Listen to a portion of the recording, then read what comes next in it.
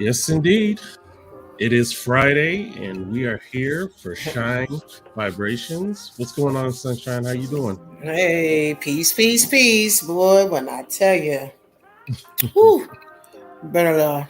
What did you just say in the back? You had what 5 Mondays this week? 5 Mondays. Oh, that's serious. Hey, I get it. Life's gonna throw you curveballs once in a while, but like I was saying earlier, you just keep going. You know, Man, when I tell you, life been throwing them like it's Muhammad and Tyson. I got you. But other than that, how is the weather? Because guess what? I was dressed like this all day. Hey. Oh, so it actually warmed up a little bit up north. A little bit. These last 3 days have been amazing in the QC, I will have to say. Okay. Well, I know we don't like to compare weather because I be watching South Florida news in the morning anyway. So see, look at you. You weren't hurting yourself doing that. It was 82 today. That was the high. It got to 72. We was only 10 behind you. 10 behind you. Okay, cool. Well, like shout out to my boys' school, Tuckasegee. Rocking. I was a chaperone today too. Whew. Chaperoning is a whole different animal. Yeah, whole third grade class to the NASCAR museum. Man, and when I tell you this other school acted a fool in there, and their chaperones and their teachers did nothing. The privilege of some of them. I was gonna say, we'll handle our own BA kids, but someone else's. Ain't happening. It's not happening. It's not. No, it's not. Not at all. Yo, so family, talk to me. Who's our guest that we got tonight? Now, Josh Smalls. Like, there is so much. I believe he has his name on there, Coach Josh Smalls. We are in a group on Facebook together. It's a collection of poets, the Black Poetry Cafe, and we are also connected through some other poets that have already been on the show. This brother is awesome. He's dynamic. You want to talk about folks that use their art in a way to educate and to promote, wellness within the communities. Like, he's been doing so much. He's right here in the same city as me. He does a lot here.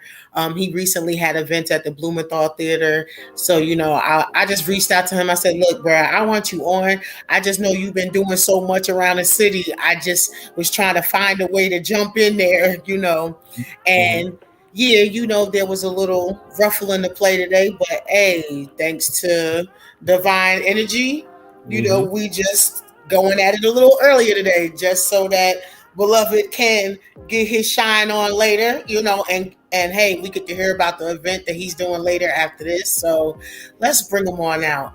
And the pictures that we have of him, you can share those too. I will grab those. It's been such a crazy day. I ain't even get to grab nothing. So yeah, I'll chop it up and I'll be doing that. All right. Peace, beloved. First, before we even get started, right? It's just so disrespectful to talk about 80 degrees. and it's February. I'm saying like that's just so hurtful. I mean, but we still had it good here, though. It wasn't 80, but it was good. Look, it's not Jersey and New York.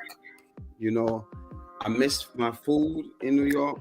I missed the convenience. I missed some of my friends and family. Yes, but not that weather, right? After that, when you get off that train and that hawk call your name out loud, like I was waiting on you. Yeah, they come smack you from around the building.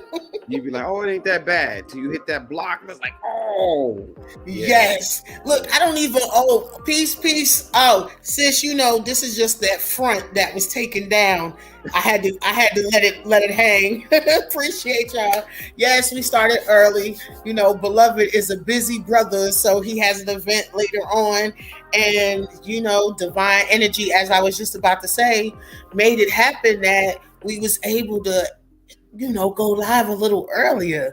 Look how that worked out, because I sure didn't know it was possible to happen. I was sitting here like, oh man, I messed up, yo. But I'm Ah, glad well, look at that. Yeah, I'm glad it was able to happen. Really was. So let the people know. Well, we already alluded to where you're from, so let's be exact for the folks. Where you originally from? You know, where you hail? Where was you established? All right, And how long you've been in North Carolina? So originally, I'm from East New York section of Brooklyn, New York City. That's my home base, born and raised. I got shot up in 97. In 91, and I moved down here in 97. And so I've been here off and on since 97. I moved back to New York, came back, went to Florida. I was in Florida, and then I came to North Carolina, and I've been here since then. Okay. Yeah.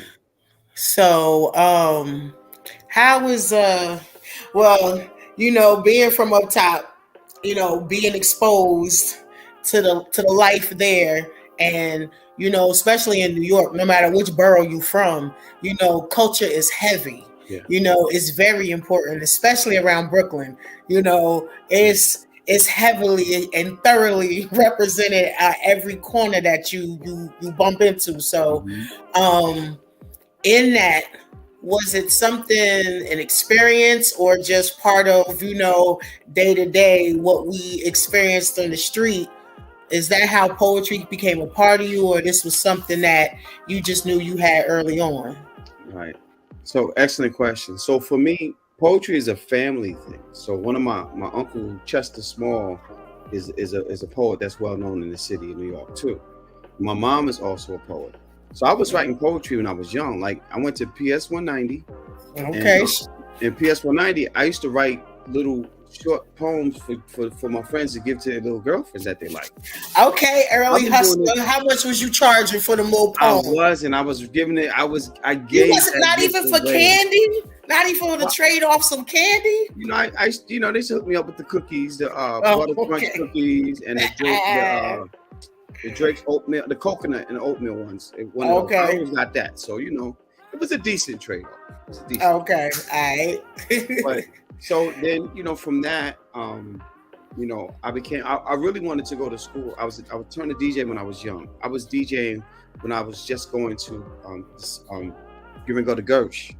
Okay. So I was leaving 190 to go to Gersh, and I became a DJ during that time. My cousin showed me how to do it. But I always was a dancer. Like break dancing was my thing, pop locking. Oh, I was going to ask that question. I'm glad you brought it up. Listen, we can get into that, right? So, to make a long story short, my mom, she gave birth to me when she was 18. So when she was in school, she is given a full scholarship to dance for Alvin Ailey. So she had a scholarship in one hand, and she was holding me in her womb with the other hand. So she had a decision to make. Wow. But she gave up her career to become a mom. And so I obviously following my mom's, you know what I mean? My dad was a professional boxer, so I knew how to fight, but following my mom's, I wanted to learn how to really, really dance. Like I saw my mom and I'm like, yo. So I wanted to go to school for dance. But back then, they looked at you like, you know, you were soft or you belong to a different group of people. Exactly. Yeah. I shied away from it. And then I moved. Like I said, things happened in the South. In the city. They tried to rob me. I got shot up. I moved to the South 6 years later. And then I got into, so I wasn't writing as much. And then I had an on-the-job injury. And the on-the-job injury was another head injury. And so I had to sit down. I couldn't do nothing. And it got real bad. It got real dark for me. And so the only thing I could do was pick up a pen. And I started, you know, writing things down. I was like, oh, I still got it, right? And the poetry started coming back. All the battle rapping I did in New York City, all the rolling up of block parties and getting on the mic, all of that faded. Because there was a new era coming in, right? That's right. So I got into just writing, and 10 years, we decided we was going to do an open mic, and June to be 10 years we've been doing poetry full time, my brother and I. So that's kind of how that whole thing started. So I'm kind of skipping through because it gets real emotional for me, and it's a lot. And then part of both the injury from having a bullet still in my jawbone and the other head injury I sustained, my memory is kind of botched at times. And so I go through little things, and when the weather is up and down like this, it really bothers me a lot. So it's a lot of disturbance in there. So if you see me blinking, don't worry about it. If I'm talking from the side of my mouth, you know what's going on. I get it. I understand. You know, it's all love, and we family here. So, you know, it's never nothing that's surprising, you know, especially when, you know, the up north experience, you know, I get it. I definitely understand. And, you know, a lot of the same experiences, like as far as things that we've been exposed to, it happens everywhere, you know, but, you know, when you from it, you know how it is, but where you from, that's just what it is. Right. You know, so, let me add on to that before you say something. I know people are going to see this, and I want to make clear, I don't bash a lot of artists because they're artists, right? I just don't do certain things I don't do. And there's a particular artist that's like really getting the hype, like he's so dope. And I've been trying to tell people, when you're from New York City, that type of lyricism is on every corner. Yes. So a lot of it is not special to me because I've seen it already every day of my life. And I think people don't understand how rich hip hop culture is in New York City, and that rapping is just a part of that, just one of the elements. That's right. Like, I'm seeing these, you know, there's one in particular. I'm not gonna say the name because I don't want to feel like I'm bashing, but I'm not saying that he don't have skill. But bro, I can go get a crackhead. Yes. And he can give you that.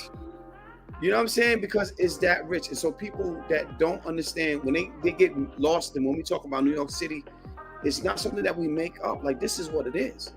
If in your building, if you live in a 4-family home, right? So that means you got 4 different families in that one house. That's right. I guarantee you, there are kids in there that flow that you may never hear from that could actually be on records right now, selling platinum records. I'm just like, that's just what it is. Yeah, that's just how I go. That's the culture, baby. That's the culture. Yeah, indeed. And it's like, you know, it's a bad, you know, just on that alone, you know, we could be stuck on that right there for like,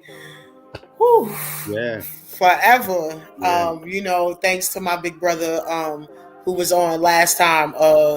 He also goes by Malik, but you know, the exposure to the life, you know, a lot of it came from him. You know, he's the wali, so you know he's supposed to, you know, guide us when the parents isn't around. So you know, in the beginning stages, he did a lot of imprinting, you know. So for it to manifest in this way and to be able to get connected and be in amongst the ranks of, you know, folks like yourself, beloved, you know, and on my end, it is an honor because, you know, some of the folks just don't know what I know. So like I said, I want to use my platform to bring those that I've either worked with already, future projects will work with, but that I'm also fans of, you know, to whatever they want to do, get some more exposure because, you know, so many times we see people posting on social media about not getting support, but in that, I always think a few people I've had the open conversation with, I said, but what about those that do? Because a lot of times we expect, and we should already know this from within our own families. Yeah. A lot of times we think because we're blood related to folks that they're expected to a different calling, but you know, your blood family is the family you don't get to choose. So they prepare you for the people that you meet out in the world. Right.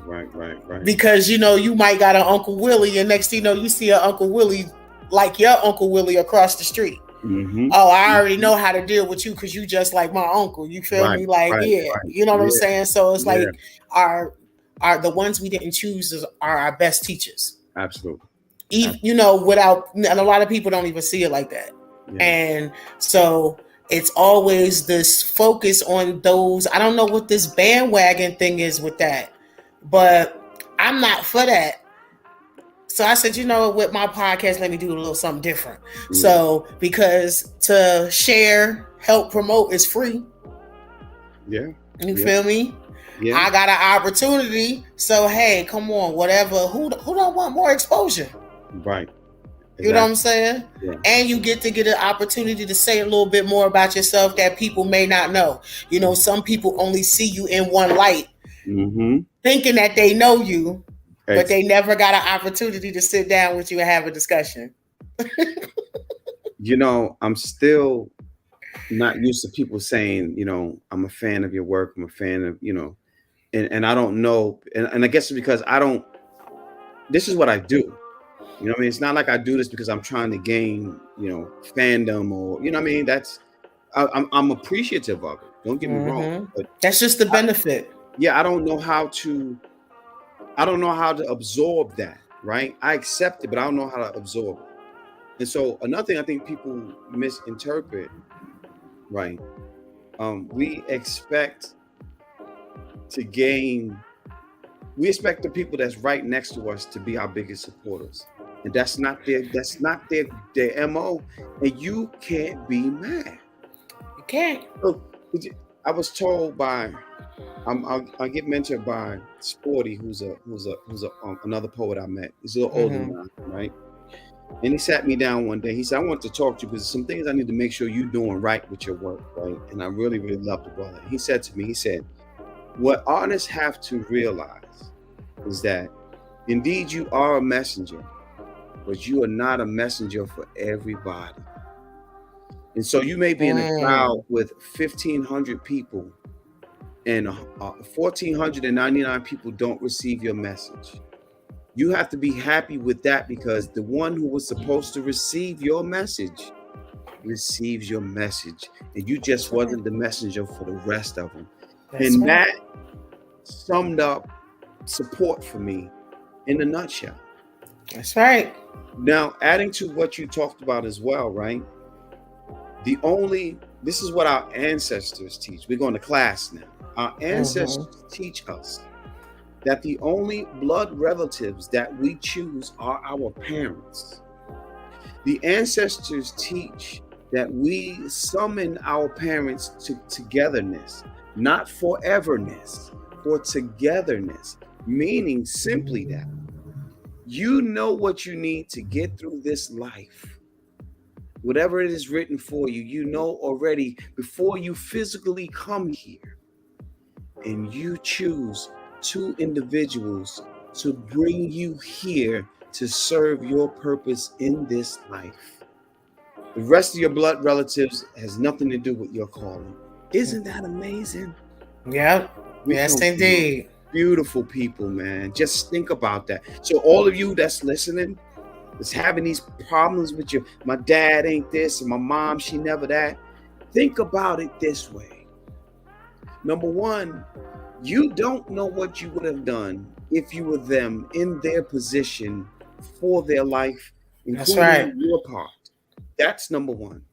Number two, you are the one who warrant them together for the benefit of bringing you forth in this life. You don't have the right to complain about what they did not or didn't do because that was not their calling. That was your doing. Wow. Wow. That's heavy. I hope they able to carry that. Listen, if you're not sure, when you find me on social media, find me and we'll have this conversation because I can't be upset that my dad's life before me led him to the life that was after me. Same thing with my mom. But guess what? Just what I said earlier, she chose motherhood over a career. Yeah. That was my doing because I summoned her to be my mom. I caused that. Oh my gosh. So I know that's deep for some people, but you have to think when we neglect what our ancestors left us, we neglect who we are. We neglect everything in life. because that Indeed. was set before we even came about. Shay. Shay.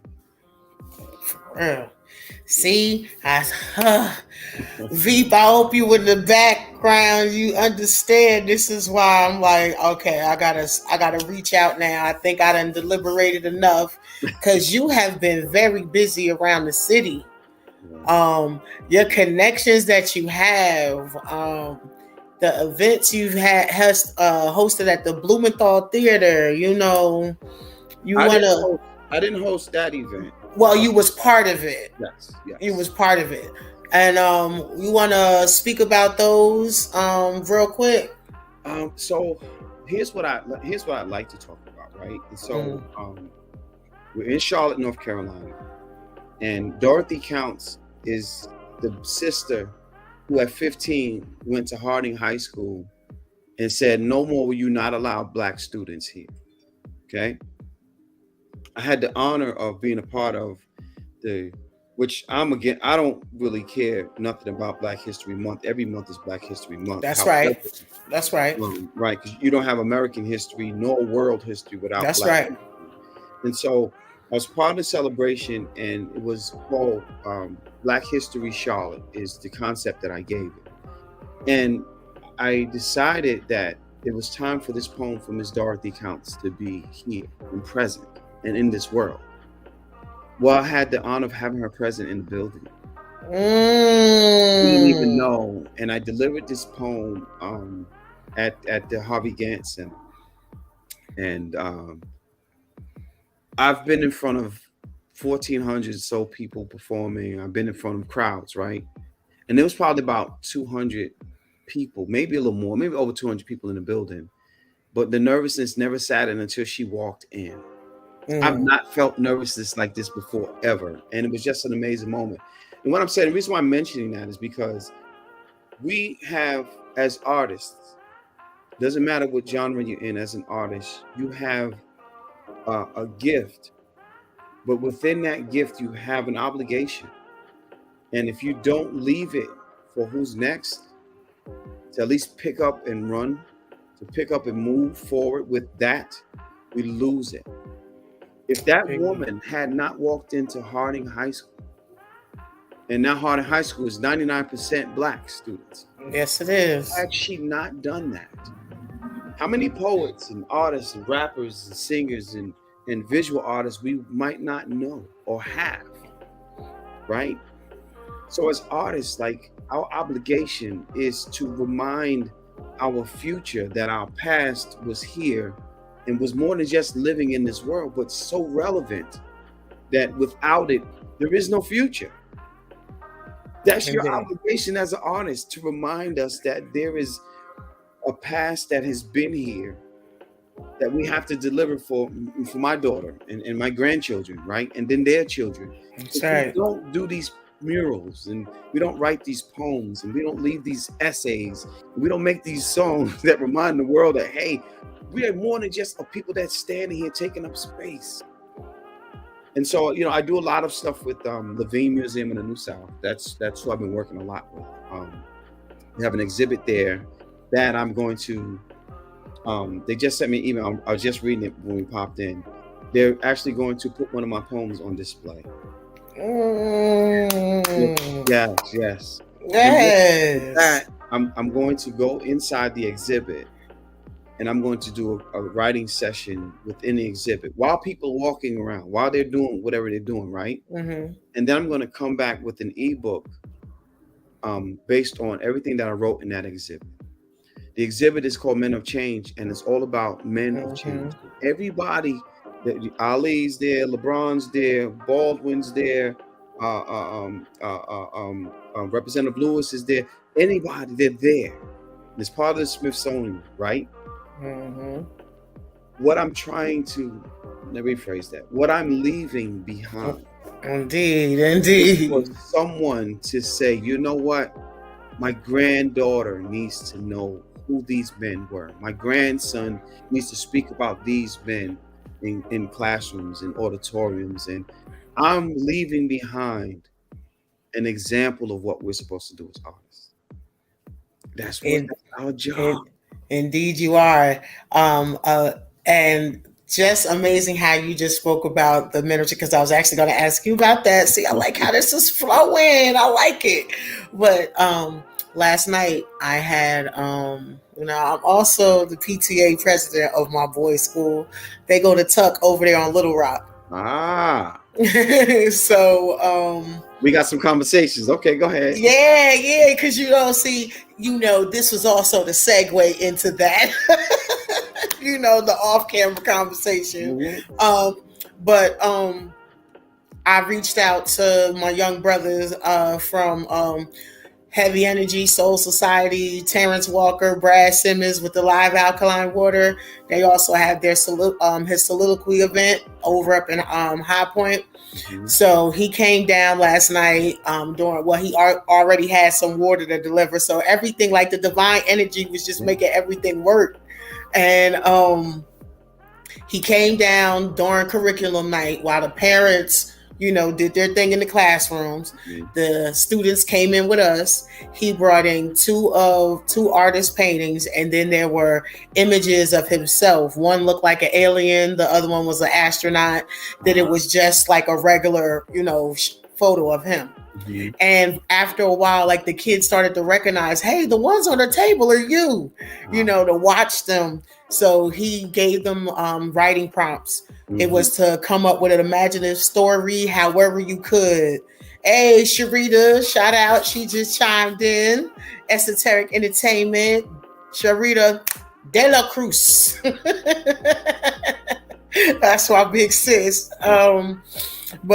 And as more kids came in, because there were 2 sessions, he created another prompt, and we created like a little prize winning workshop for them. Mm-hmm. And to watch these babies get in there, because Tuckasegee is supposed to be a talent and development school. Mm-hmm. Since I came down from Greensboro, my oldest son has been there since 1st grade. Okay. And yes, the pandemic shut down some things that were about to take place. Mm-hmm. But coming back into post-pandemic, it's like, okay, we need to hit the ground running and get these things revamped. So, the school system and those involved, a lot of times their hands are tied. So, mm-hmm. Those of us, like you said, the responsibility, we need to get in where we fit in, where we can make those changes. Yeah. So, yes, talent and development. Like mm-hmm. the boys will always come back to the school telling all their teachers mm-hmm. everything that we done did on the weekend and stuff like that. Like it trickled to the principal where he was like, look, we need you to be the PTA president, because that stuff that your boys get to experience, mm-hmm. I want that here for these kids. And I said, well, I want the same things. Yeah. So here's what I want to tell you. I'm glad you said that. Mm-hmm. Are you familiar with the Arts and Science Council? I believe I found out that I had someone that was related to me that used to be on that council. Like I'm still finding out my mother's maternal side of the family is connected through Charlotte and all the way to Jacksonville, North Carolina. Wow. Shout out to Tootie Hall. That's one of my cousins that's within the CMS school system. Let me share. I need to share this with you because you're going to get really excited. I hope this makes you really excited. They actually have monies for CMS schools to bring in teaching artists. And schools a lot of people don't know. I didn't know about it until this year. Well, right before this year came in. And so schools have, they offer certain monies to schools to bring in these artists through the Arts and Science Council. So you can have artists like me come in and they will actually pay for several things that's needed, wanted, and desired. And so I need you to get on their email list. I need you to look artsandsciencecouncil.org. If you don't know, hit me up. You already know. I want you already to know that because there are plenty of artists who they've had artists that have been doing it, but they've been only going to certain schools because most of the schools don't know. That's right. But there's monies there for it. And like I said, I found out. So I gotta, make my profile and stuff look pretty enough for it. But I'm sure if somebody say, hey, I got who I want, they already know me down there at the Arts and Science Club. I already know who I want too. I do shows for them for their I perform for their sponsors, the people that's coming to donate money. Oh So yeah, I know. me. I see the posts. Trust me, Okay. I see the posts when they get you. I'll be like, look at bro, he doing it again. Look, before we get real back deep into it, let's break for our blast artist of the week.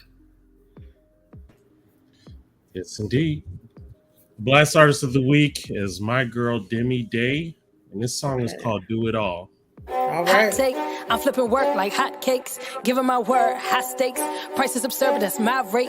Pay me my money, nothing about me is lucky. I've been in this bitch going dummy. I rap like a mummy. They looking at me kind of funny, but every check looking lovely. I know my worth, flexing so hard that it hurt. I got it all out the dirt, fat in the purse. Charging a rack for a verse. Niggas must be on alert, show them the proof. I do not need me a booth to do all the shit that I do. I'm better than you. Trust me, you say that shit too if you seen all the shit from my view. Nigga, I'm cool, show me the loot. I'm gone with the wind, go get me a flute like I am the band. I don't think they understand the shit I could do with these hands. Part of the plan, they counted me out again. But trust me, I know I'm the man. Do all that I can. Plus every revenue stream is a part of me building my brand. I do it all. I do it. Yeah, I do it. Yeah, I do it all. I do it. I do it. I do it. I do it. I do it all.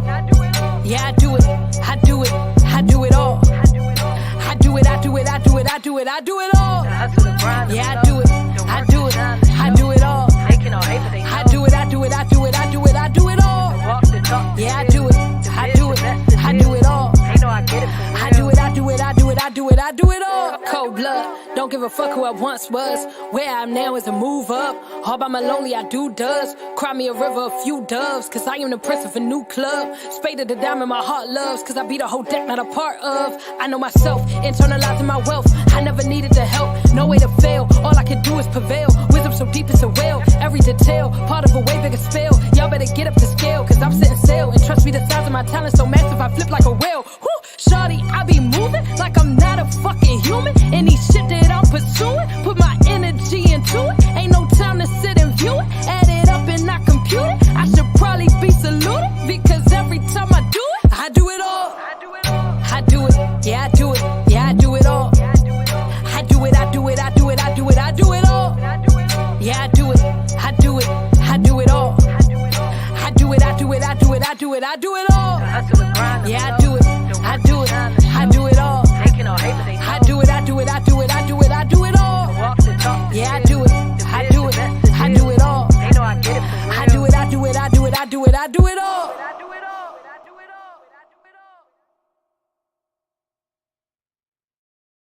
Yes, indeed. That's our girl Demi Day, representing NC, if I'm correct. That's right. That's North Carolina. Yes. Demi Day, yes. Woo-wee. That was some fire, huh? Yeah. Yes. Yeah, Hey. That's So, hot. so check it. If you are an artist or an even up and coming comedian or spoken word poet that would like some exposure, you can go to blastmusic247.com and register for the free. That's right, blastmusic247.com, changing the industry one artist at a time.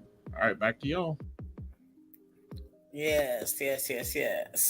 So, yeah, getting back to this, these hidden jewels, these hidden treasures that be within the communities, and you being within the QC just like me, you hear about the West Side this, the West Side that. I stay on the West Side.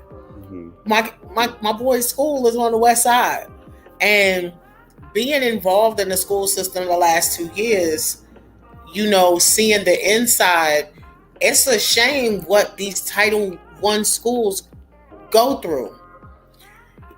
That you see the numbers, but within the buildings and in the hallways, you don't see that money trickle down.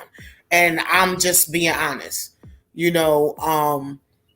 That's another reason why I got involved with the PTA, is because the PTA is a way to assist the parents and the students and getting the things that they need, a good way to partner with the school. Because there's a lot of things that, like when I have regular conversations with people, they can't understand that if they're like, well, how can we donate to the school? Well, who do we write a check to? Don't do that.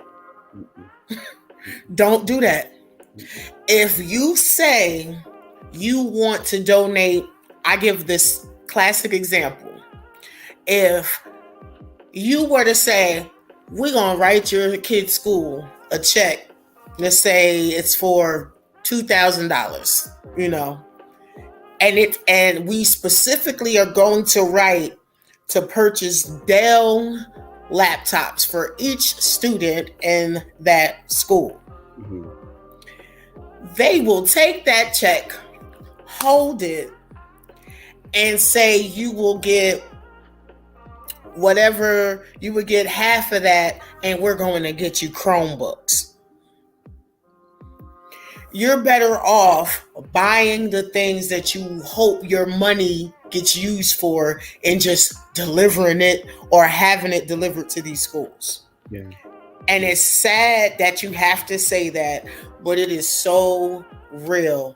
Like, we are literally, as the PTA, teaming up with those in the school to create a dads versus faculty basketball game and we host at West Met. You know, we had brought back, you know, the donuts with dad. Mm-hmm. And you know, they say the West Side, which is predominantly either 80% at the poverty level or below. Oh, our fathers don't show up. We had over 250 fathers show up. Every table in that cafeteria was filled that we had standing room only left.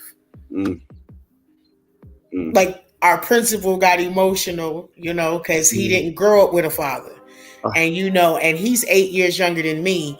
And we have these and he's also from Brooklyn, you know, and we had these conversations a lot, like prior to me even coming there. He's been trying to get me in that school for so long. Wow. He was like, could we get you in here just to substitute something? He said, because like, I really do care. Like, Tuck really been good to me and my boys. You know, my oldest son has flourished there. No disrespect to Greensboro, but where he started at, it just wasn't hitting for him. Right. And ever since he got here, he hit the ground running to the point that my family back home was like, wherever he is thriving. Keep him there. But then when I'm in the city, folks like to talk bad about the school, and I'm loyal. When I'm saying I'm loyal, I take that to the heart. I be like, look, say what you want. You just didn't put in enough to get what you expected out. You know, the magic in what you just said was that was not the place for him. And I think that's what people are missing, right? I'm going to give an example. And I'll be very, very open right now. I've been challenged with PTSD for a long time. And I say challenge because you're not suffering from anything. You have a challenge in your life. See, it's all about the verbiage. You got to stop saying you're suffering from these things. You're not suffering. You're challenged with something that you can't identify how to reroute your brain from staying in that mode. Indeed. So I decided, well, let me try this therapy thing, right? And I've been all around the world trying to find it. And I found it in a certain type of therapy. Not just who you send me to go get, not who you expect me to have, or this one will connect with you better. You don't know until you go and find what you need. What I'm saying is the beauty in you saying that just wasn't his place. Somebody else's kid might do fabulously there. That was not his place. And your duty was to find what's going to make where and how. And you did. That's right. That's right. I talk a lot about the entertainment now that I'm not going to give it a pass. I'm just not, right? But these youth, these young people, the reason why they're so much better than the older folks is because those old ways that's never going to work, they reject it. The issue is the people that are giving the message are coming from a different place. And their message is still kind of trickling back to what grandma and grandpa did. It was a different time. Okay? Grandma and grandpa didn't marry because they was in love. They married because they needed to take care of each other. Now they're trying to, we got to be in love to get married. That's why marriages don't work. And so we don't have these conversations enough around the adults to trickle down for the kids to get it. This is the best generation we have because they're fearless. They just don't have direction. That's the problem. They don't have direction. So it's like when I go into these workshops and I go into these classrooms, the kids are saying things like, I don't want to listen to anything that makes me feel or think. So either I want to feel this way or I want to think this way, but nothing that's going to give me both. Sharita said, like child support, daddies got to buy the things they want their kids to have. Like, don't be just a check. Be involved. Like, just because you're not with, and it's on both sides. Like, because I know sisters, and not just the sisters, other women, they make it hard, you know. And then I know, just as much as I know those sisters make it hard, I know the fathers that just don't do, you know. So the point of the matter is, instead of being stuck in between that, it's just everybody kick in, because, you know, we grown here. When you all laid down, it wasn't a problem. Like, if that right there isn't enough to be like, you know what, okay, well, in the making, I was present, I was all in. I could at least be that when it comes into the planting and the watering of my seed. Yeah. There is that's a whole another. I need 12 hours. I need 12 hours to have that discussion. Because when you have a system, right? So child support was never for Black women. Never. None of it was meant for any of us. Black men, right? So child support was for rich people who have money. That's right. If you take a broke man down to get child support, knowing he don't have money, only thing you're doing is feeding the feds meat. That's right. All you're doing is setting him up for more failure. I'm not saying he's not commanded or demanded to do his part. I'm not saying that, but child support ain't gonna do that. Do you know they get more money to bring in child support than they push out? Yeah. Every dollar worth of child support gets paid money for every dollar. Yeah.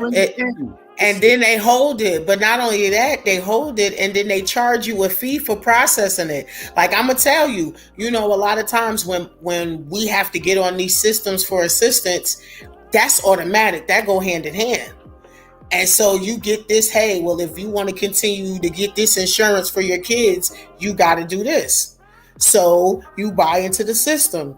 But then they blatantly send you letters telling you, oh, so when you get your payments, not only do we already make money off of it, because we're going to hold it and we're going to gain interest off of that, but now we're going to now charge you $50 for every 100 that they put in. How is that benefiting the child? And now you got to go to work. People are actually working for child support, working for welfare checks. So you mean to tell me there's a job that you just won't give me the job so you can take money from? It makes no sense. How are you working for a welfare check? How are you working for that? The whole idea of working is to make money, not somebody give you money. You earn it while you're working. So you have a job for me, but I can't have it unless you give me welfare check. Which, in fact, they are getting money to do that. Yeah. Yeah. So 12 hours. Yes. I think we're gonna I'm gonna talk to sis. You know, Sharita's in here. You know, that could possibly be something good we could talk about. Hint, hint. But now I know you have a gig to get to, so I don't want to spoil what you got set for them. But I know you got something aside that you can vibe with us. There's always something to the side, if you would. Yes. Since we're talking about children and support and all that, I think I'll do this. Peace, dream. A metaphor is a phrase used to decorate the way someone completes a general statement. For example, when I say her love found me like raindrops on shattered rooftops, that means that she found scripture in my title and promised me a seat at her table. It means when I was 15, she attached my name to an address that I couldn't call my own. That means her bedroom walls gave my shadow a home. spelled special delivery perfect when the lights went out, and I was to be her perfect mailman. You see, metaphors can decorate any phrase to fit into your crayon box. When I say to my son, I love you, son, it means age has cursed you broken. Handcuffed me to promises your mother didn't keep. You know, I never left you, son. She simply never brought you back. Left you to swim in memories because my arms can't reach that far for you. What I'm saying is insomnia has your name written on my arm. It means it's tattooed in a language only I can understand. It means depression finds me every time you walk away. And those shattered pieces hiding behind this smile can only fool a blind man. And son, I would rather be blind than to be absent of your voice, dear son. You can try to scratch me from your memory, but you can never scratch me from your mirror. See, our DNA will never appear the same way again. So don't say I left you. Never say I abandoned you. Ask me first. Do not say you can't pretend that I don't exist. To ask me to forget who my firstborn is. There are no mountains I wouldn't climb. No journey unworthy of my boot heels. I promise. If you reach your hand for me, I give you my right arm. Chew off my left leg to give you balance from this toughest of your days. You see, metaphors don't always say everything we need them to say. So when I say to my son, I love you, sometimes I love you is just the perfect thing to say. But other times, I love you just means that I love you, my son.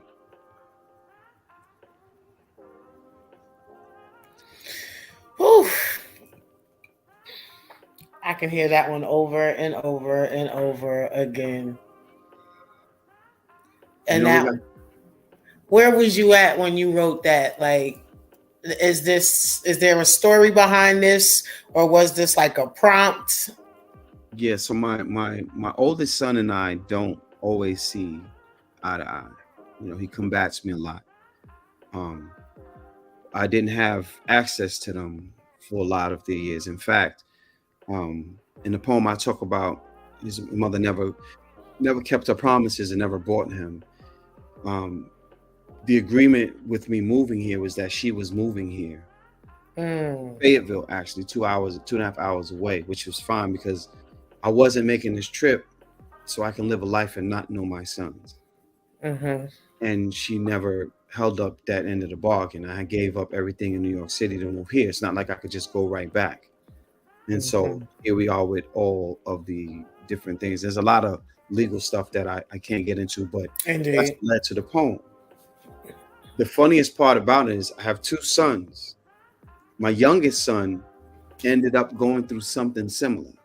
Because he and I didn't see eye to eye because of the same reasons. And my youngest son actually came down here and surprised me. He popped up on the bus like, yo, and he said, yo, Dad, I didn't understand it until I had to walk through it, and it broke me. It broke me because it's like, you know, they tell men that we are not supposed to feel these ways and we're not supposed to cry and shit not supposed to be there. But you know what? If I'm not supposed to cry, I wouldn't have tear ducts. Yeah, for real. I know when I'm emotional and it's okay for me to be that, right? And so to have my son come and say, you know, yeah, I get it. You know, that changed everything. So we're still fighting to get my oldest son to come around. But, you know, I was in a space and I needed to release that, you know, and I'm still editing that poem. I've got 3 or 4 different versions of that poem. So, you know what I mean? But all of them are relevant because all of them take on a different tactic. That's right. Yeah. Indeed. Yeah. So it's all right, because I know. Trust me, I have with the transition of my daughter, you know, it took me a minute to be able, because when you are looked at as a certain type of person, you know, that strong person, that person that may not have it all together, but look like they got it all together. And then it's like when you're in that space where you really need to open your mouth and speak to someone, and it's not that easy to just talk to just everyone. Right. Because then that person that you are starts to kick in the moment you see that person you're speaking to start to break, because they're not strong enough to hold the weight that you carry. This is the whole conversation about PTSD and depression, right? Yes. They say, why you don't talk to me? When I'm trying to give you little pieces, you can't take it. You can't handle it. I'm not mad at you, but I can't give you what I need to give you. I need to give it to somebody. Yeah. Yeah. And a lot of times it becomes that paper and that pen. That is your saving grace. That's indeed. 7 years strong every day, sometimes 7 times a day. Time stamping. That's what I grew through after losing my daughter. So it's like, I get it. I get it. I get it. You know, so I had a guy tell me, you know, the job sends you to someone. Oh, yeah. Oh, okay. Oh, that was your daughter? Mind you, that in itself was unprofessional. Oh, okay. You got PTSD. Here you go. Here's the prescription. Here, take that. Let me say this too. Since we went there, I've been to therapy. I lived in therapy at one point, right? And I don't care who knows this. I want you to understand that, right? Mm-hmm. And I've taken no medication. You know why I didn't need it? You have, boy, this is divine right here. You have everything you need to heal every bit of your body, from mental to spiritual to physical. The problem is that we're so caught up in systematic ideology that we can't even heal ourselves. You can heal everything that you've gone through in your life if you can erase all of the stuff that's going on in your life in that moment. That's what your mother said. That's what the TV is playing, how the song is running in your mind. That's the babies running around. When we can get back to, I'll put it to you like this. If you take a plant and you put it in the corn, right? It's getting the sunlight. You're watering it just with water. You don't got to give it no plant food. Just give it water and sunlight. 3 days later, it's still a plant. 4 years later, it's still a plant. 5 years, 15 years, until it dies off, it is still a plant. If you allow the human being to just be, the human being finds its divine within. See, we so externalizing the divine, we don't have a clue of what's going on in our lives. Stop externalizing. Become a human being, right? You will reach levels of intellect, spirituality. You will find out what the word God really means and who it even came from. Oh, God, it's getting deep. See, we don't know people that said God. It came as a fixation. Let me stop right there. Because we're going to lose some folks and they're going to be lost in the ending, right? Here's what I'm saying. Every journey, there are forks in the road. Doesn't matter what path you're on, there are forks in the road. And our decisions to go this way or that way helps us along the journey. Sometimes it slows us back. Sometimes it shifts us in a whole nother direction, right? Mm-hmm. The idea is to never stop moving. Your feet should never sit in quicksand. If you're doing that, it's just like raindrops. Dick Gregory said raindrops' idea is just to get back to its origin, to get back to the river, get back to the ocean, right? As a spiritual being living in a physical world. Oh, this is divine. Hold on. Because y'all need to get this. Mm-hmm. As a spiritual being having a physical experience, your essence in itself wants to reach back to its origin. You can't reach your origin physically, only spiritually. Mm-hmm. And so the spirit has to go through a cleansing. Y'all not listening. Your cleansing is your life. Your cleansing is your travels and your journeys. Everything that you experience is cleansing you. You either accept the cleansing or you repeat the process until you do. I'm telling you, there is a divine in the human being that we are so disassociated with, and we miss everything. We miss everything. Indeed, we do. Like, told y'all he was heavy. I told y'all. I hope y'all was prepared, but this ain't gonna be the last. No, I was just gonna say this was just the first of many. Yeah. And now that my brother put me on to some stuff, wait till you see my socials popping when I got him coming to the school doing things. Because there's Dad's versus faculty basketball game. Shout out to my cousin Wiley, aka Main Event Dixon from the Air One Mixtape Tour. Nice. He is going to come down, to assist us with this. Nice. So we Mike can reach out to you for some halftime, delight. I like how this works. Holla at me. See, look, I got witnesses. Like, yeah. I know I ain't even got to do bruh like that. I already know. His word is his bond. Absolutely. That's why when I didn't realize I had that other gig come in later. And so that's why I was like, listen, if we can I'll because I'm gonna be there on time. I'm not worrying about that. They're gonna get me. I'm coming. I don't go on right when I get to any spot anyway. But like I said, I wanted to make sure I kept my word. If we could do it early, I'm here. So that's just how we work. If I'm available, you got me. And definitely here, because I don't believe in having I'm going to meet my cousin, Professor James Small. I don't know if y'all familiar with him.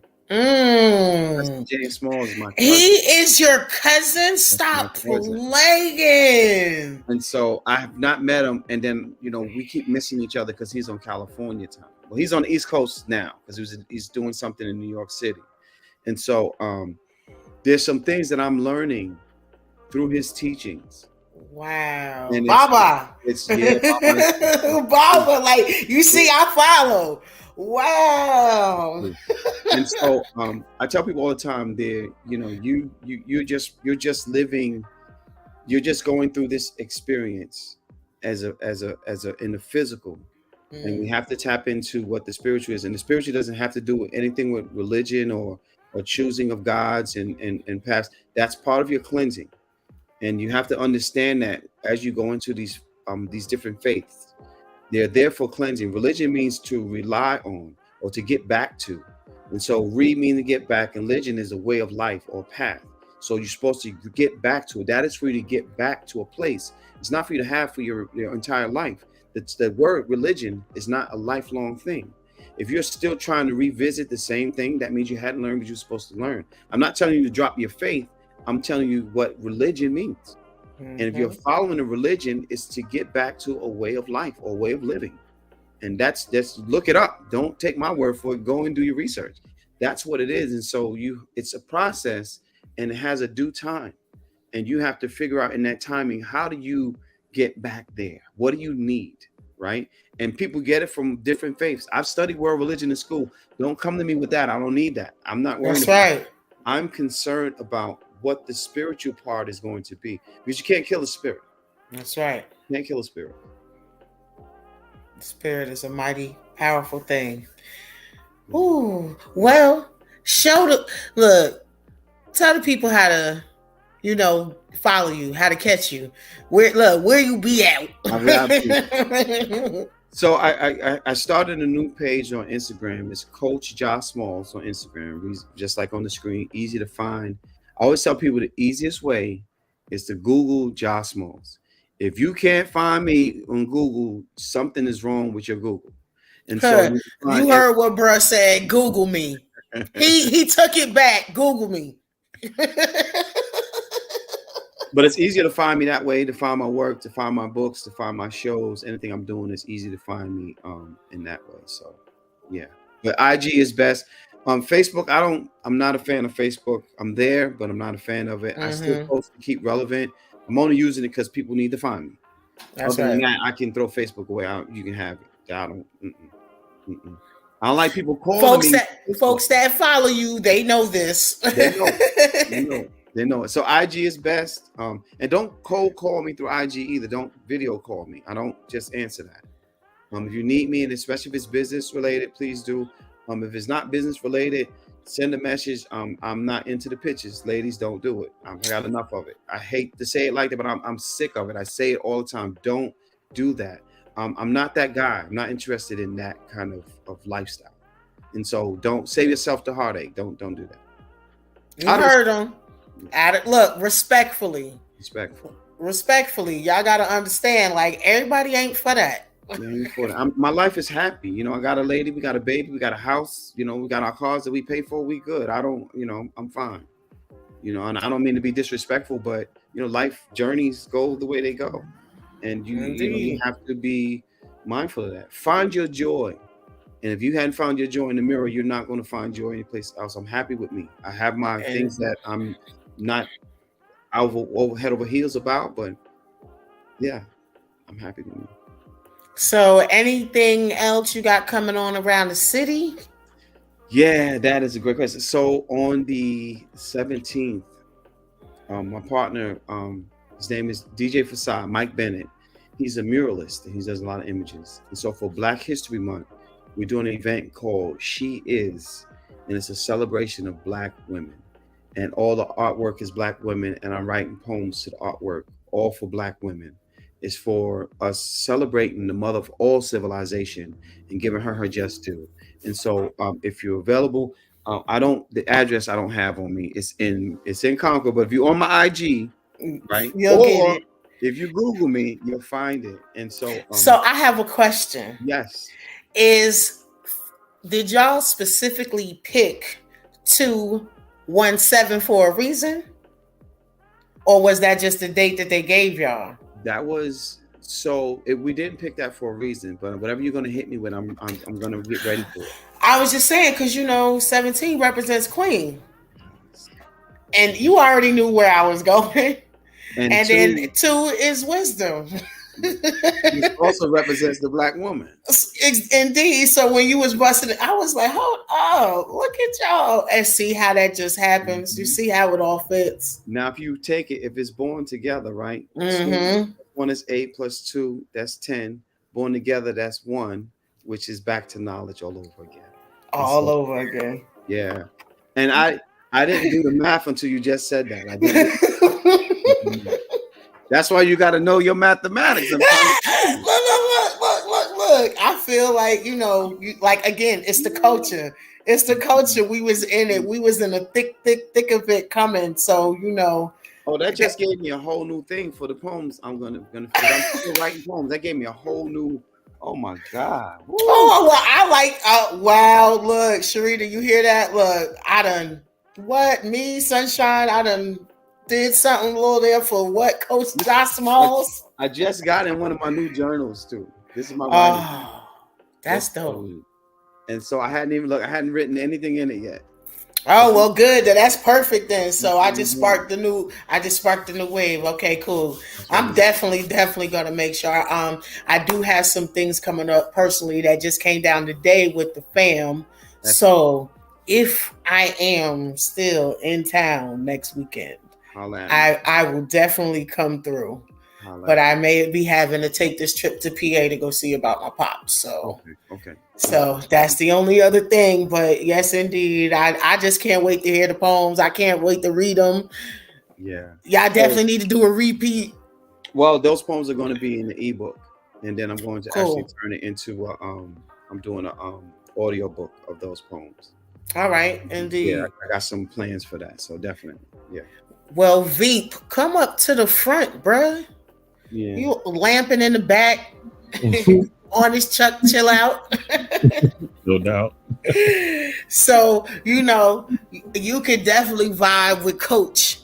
I like the fact that he got Coach up there because, Veep just started writing erotic poetry out of nowhere since I started doing erotic shows every third show. So, I be telling him and I bring him up here so he get to talk to different ones and be like, look, it's your lane. Right. No matter how, the fire that everybody give, all it should do is fuel yours, to push you to be like, yo, I really could do this. Like, oh yeah, that's like an extra battery in the back to me. Yeah. Yeah. I always like the idea of connecting two things that there's no way to connect them. Like, how do you connect that? That works for me. So, in erotic poetry, that's part of what we're doing tonight. I got to do some lustful poetry. Yeah. I figured it was an erotic show tonight. I figured. Yeah, I mean, you know, I'm not. Let me say this, and I'm not a fan of porn and hard porn writing. I'm not a fan of having all the vulgarities. If you're a writer, then tantalize my brain cells. Make me, you know what I mean? I write erotic poetry that we can read in front of your grandmother. That's right. And if it's not like that, I don't want to hear it. Like, I mean, there's a place to say some of the vulgarity, right? Yeah, there's a place, there's a certain place for everything. Yeah. Like, there's levels to this, and you just got to prepare the people for it and be honest and let them know, because you don't want someone coming into your venue and they not prepared for that. You want to make sure that you promoted it properly so people understand. So, you know. Sometimes I want the vulgarity. Sometimes I want you to give me the hard, you know, give it up. Give me what I'm coming here for. Facts. Well, every one of your poems is there. Houston, we got a problem. Yeah. Gotta get your pen working. You know what I mean? So Indeed. but I want to hear some of your work, bro. You gotta I know you just starting, it's all good. We do it off camera. I want to hear some. But yes. So, but Veep is definitely doing his thing, though. I gotta give him that. He doing his props. He doing it. So, not to try is to fail, bro. That's right. We strive. You either do it or you don't. Yeah. Gotcha. All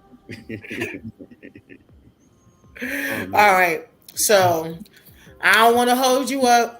Because I don't want them people saying, "Oh, Shine had him all tied up." Shine getting on my nerves.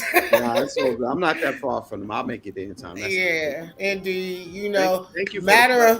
Is this a private event? I don't even know. Listen, they said find out if it is or not, and if it's not, hit me with the location. I'll shoot you the location once I find. I'll text them and find out in a minute. All right. And I'll do that. Yeah. Since we getting done early, I might as well go find something to do. Yeah. All right. So I appreciate y'all. I appreciate you, beloved. Thank you. And y'all already know how I close this out. Peace. Later.